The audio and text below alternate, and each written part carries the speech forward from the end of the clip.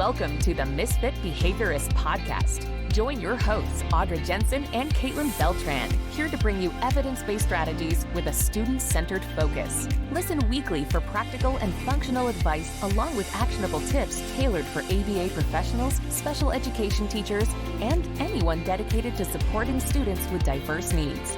Ready? Let's get started. Audra and Caitlin were here, but we thought we'd just start talking and see where this goes. And so today, one of the first things we want to talk about is a viewer question, or I think it was on Facebook or Instagram or somebody. So somebody had this question. I thought it was a really good question that I wanted to talk about. So this is the question. The school teachers and the consultants tend to have a varying view on how things should be done. I completely understand where a teacher can be burnt out, especially with the unemployment shortage of assistants. However, how do we get them to understand that we are not there to criticize what they are doing, but to assist in behaviors that may escalate before they get better, but in a relatively short span? That's a really good point. Because if we continue to just please the individuals and reward the wrong behavior, we're actually setting them up for failure. I thought that was a really good question that has a lot of kind of pieces into it. Yeah. I mean, I feel like we've chatted about this before, in that whenever you are consulting or working with a teacher, like almost immediately you feel that, because you're like, no matter what, I'm going to be giving you more work to do. Like, whether I'm agreeing with you, validating your approach, like loving everything you're doing, at some point my job is to make a suggestion, which I'm sure they somewhat appreciate on some level, but also it's physically going to be something added to their plate, which I hate, but to get to the root of the question, it's a necessary evil to get to progress. And I found over time that a lot of teachers, they get to us at the point where they're in such frustration level that it's hard for them to accept the things that they have to do, which kind of sucks. A lot of times they want just take the kid, be done. They're at that point. So I think a lot of what we need to be better about is catching those situations way before that point of frustration, is helping the teachers identify what kind of supports that would help them. Every teacher that I've met, their heart is always in the right spot, especially ones who have been there a long time. They know those kind of precursor behaviors, or students who are kind of on the radar that kind of need support. And sometimes they feel like, because they have so many years of experience, that they can just tackle it themselves.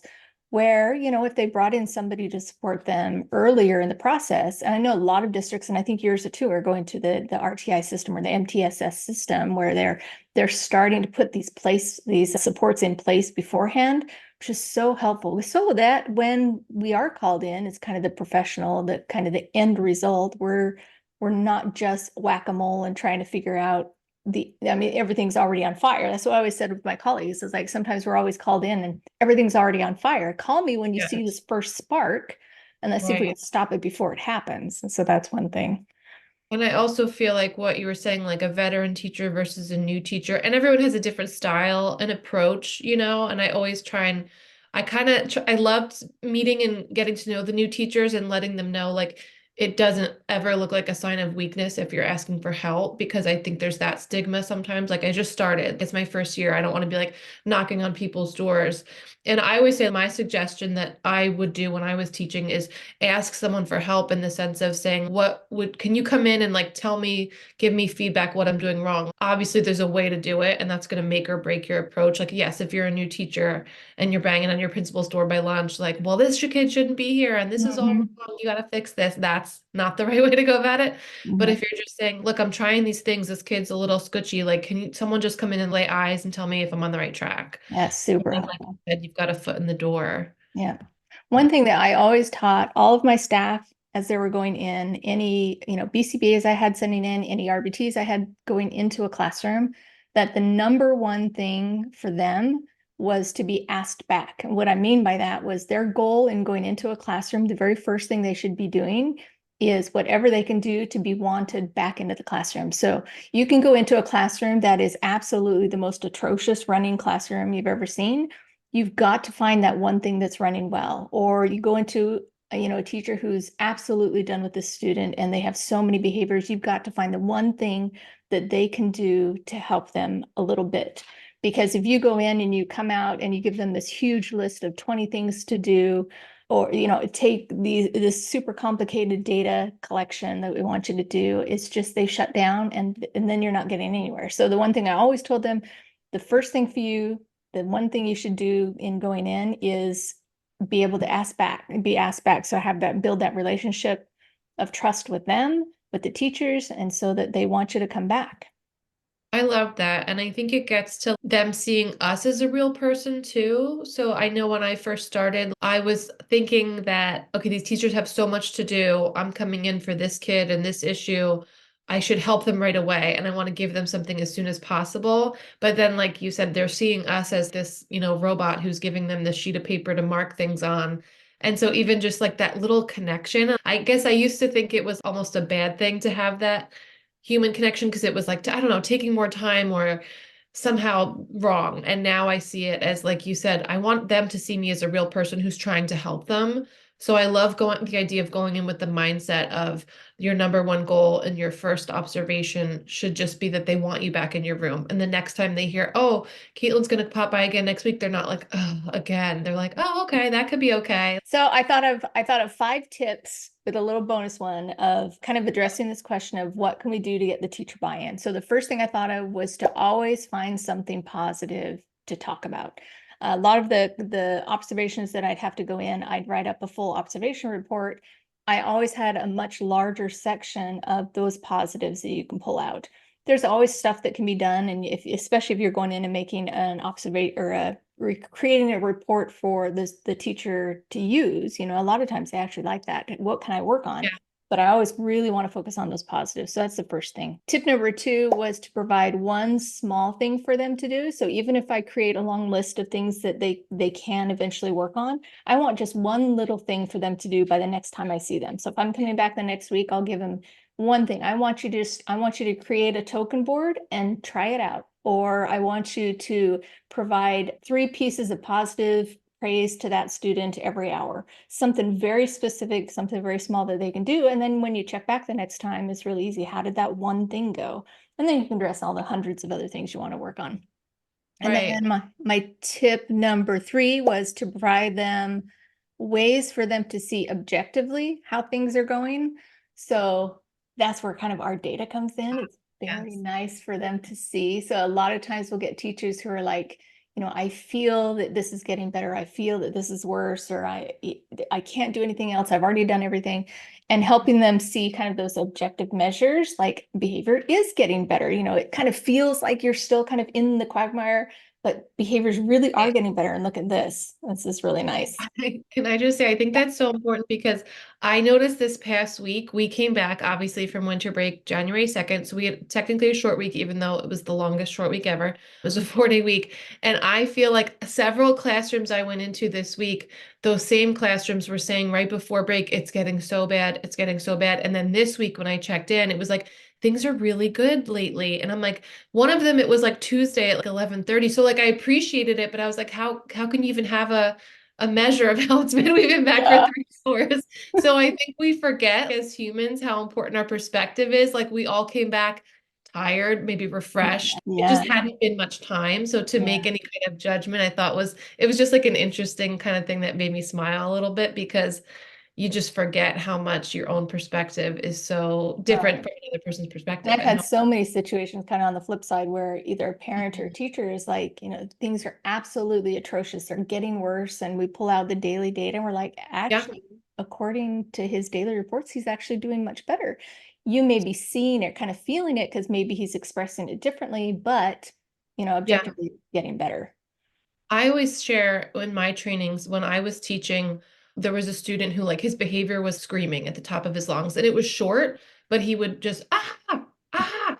And so we would like click it because it was so frequent. And by the end of the day, you're just like, oh my gosh, like leaving with a headache.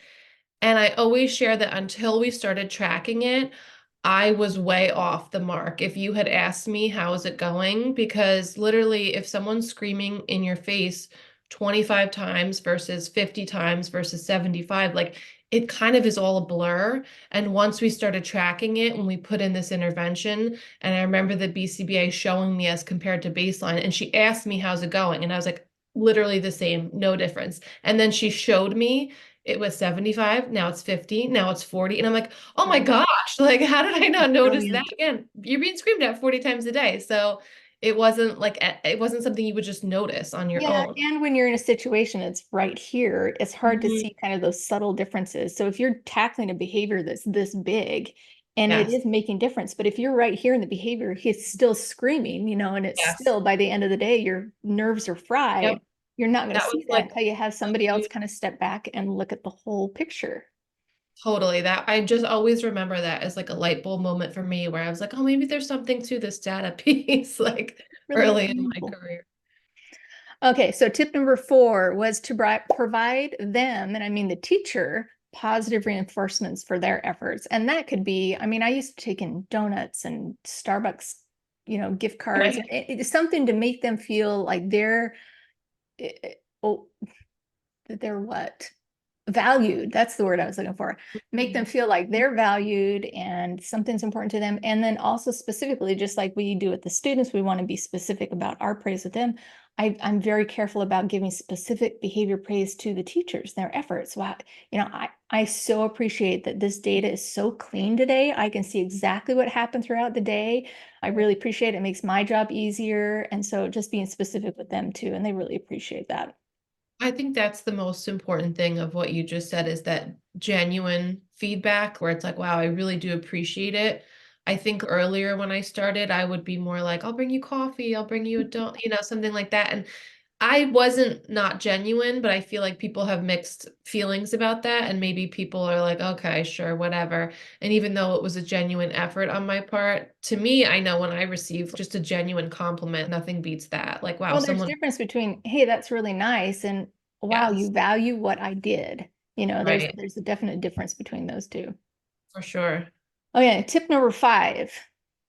What would you do? What can you do to take the load off of them? So sometimes in our Yes. position, we're like in this bubble. We know all the things that in a perfect world would be done, could be done, and the student's behavior would improve or the skills would be learned or whatever it is, but we don't have perfect bubble situations in school. And so what can we do as the BCBA or the behavior consultant or the teacher, mentor, whatever, to take some of that load off of the teacher so that that bubble is kind of expanded so we can help them create that. And so, if we're looking at different data collection measures, what is it that they can do realistically within their classroom and those students? And what can we do to help them and support them? So maybe it's a data collection system that needs to be unique to that teacher, something Mhm. that they can do. I've had some teachers who can do a very quick yes, no type things, and other ones can give me lots of anecdotal notes about situations that happen. So really, what can we do to help them? Some of the data collection and stuff we take like on daily student behaviors, it's really easy for me to graph and to kind of analyze that. And so rather than early on, I try to show them how to do it, thinking it would help me out. It didn't really help me out. And I'd rather just leave the stack of data sheets there. I'll take them I can put those in 15 minutes and analyze it. So, and I would take that away from them. They were so grateful for that. I was thinking too, the first example going back, it was like in tip number 1 or 2, when you're talking about a token board, like, can you make a token board and try that? And I'm thinking of maybe 2 different classrooms that I work in where one, I would definitely ask the teacher if she had a token board in use already that she could duplicate. And another, I would never even think of asking the teacher to Mhm. make it. I would just be like, let's try a token board. What is he like? I'll make one for him, or I have a couple extra because and they're such different settings, right? Like we call them a self-contained classroom. One, the teacher has fewer kids, more staff. They're making that stuff all the time. Whereas if I'm in the first grade inclusion classroom, maybe she has one para or two, but they're not used to making those. And the amount of time it would take her to make them, Yes. it's so not worth me asking to do. And then hopefully it gets at showing that teacher that I'm invested too. And I want to, and I can show it Yep. to the kid. And that part I think is to piggyback off of this whole theme, what can I do to help set up the process? But also, again, I think when I first started, I was like, okay, I'll give it to you, and that will be where my help comes in. But now I'm more of the mindset where I'm like, would it be helpful for me to show this to the student? Because I know your time is so precious if you're teaching a whole class versus if it was a smaller classroom. Like maybe it's really helpful to just have an adult spend quality time with that kid for 20 minutes and go over how that works. And Right. in my mind, I'm so laser focused on this student in your room. I could be forgetting that, like, again, you have that whole other class to teach. So although obviously you want the teacher to have the connection with the student as well, sometimes it can be helpful to just offer your time in those settings. And then you're also going to have the difference of if you have an RBT or somebody you're mentoring in, there's a difference between a teacher who's actively working with, 30 students and doing stuff to help them, and then mentoring somebody to learn the skill set that you're talking about. So you may be able to very quickly do a token board for this teacher over here, but this RBT or BCBA training or behavior specialist that you're training, you might want to show them how to do that because they need the skill set too. So it's always dependent on your audience as well as situations. So yeah. Yeah, we do have some paraprofessionals that are working towards their RBT in my school, but I don't have any, like I'm a one-man show, so I don't have any supervisees or trainees or anything right now. Maybe one day in the future where that's all they're doing, which Yeah, I think I've seen more and more schools or, they're moving that way. working on I would love that. That would be Yeah, so I've been in helpful. the field so long that I went from, when I got into the field, 15 years, 20, I guess it's over 20 years now. When we started my son, there were no behavior specialists at all in any of the schools. And then it went from, and it was fully paid, privately paid ABA services outside of school. That's all it was. And then we saw the transition from that into insurance payment. And then we sort of started to see there was this weird surge of they let some people into the schools, and then there was a lot of litigation, and then they pushed all the private consultants out of the schools. So we saw that happen. And then they're moving now towards having in-house BCBAs, which is great because then they have control over the situations in their school, and it does provide them some protection. So now they're moving from BCBAs to full behavior support programs where they have, RBTs and other people too. It's just kind of fun to see the whole gamut It's happening. I remember this is totally dating myself, but I was literally sitting in my BCBA class in my first semester, and the professor was like, "Oh my gosh, did you see the news? They finally approved ABA therapy through Oh, insurance." At the time, I was like, "What is happening? I don't know what the yeah. meaning of this." And now I'm like, "Oh my gosh!" Like now, it's so not taken for granted. It's still It's hard kind of for people. pendulum is swinging the other way. The So shift has been yeah, huge. Yeah. my husband was working at Microsoft at the time, and Microsoft was the very first insurance company to do that because, well, it was Microsoft and everybody there is autistic. And so they had an organization and they had self-funded because it was Microsoft, they have all this money.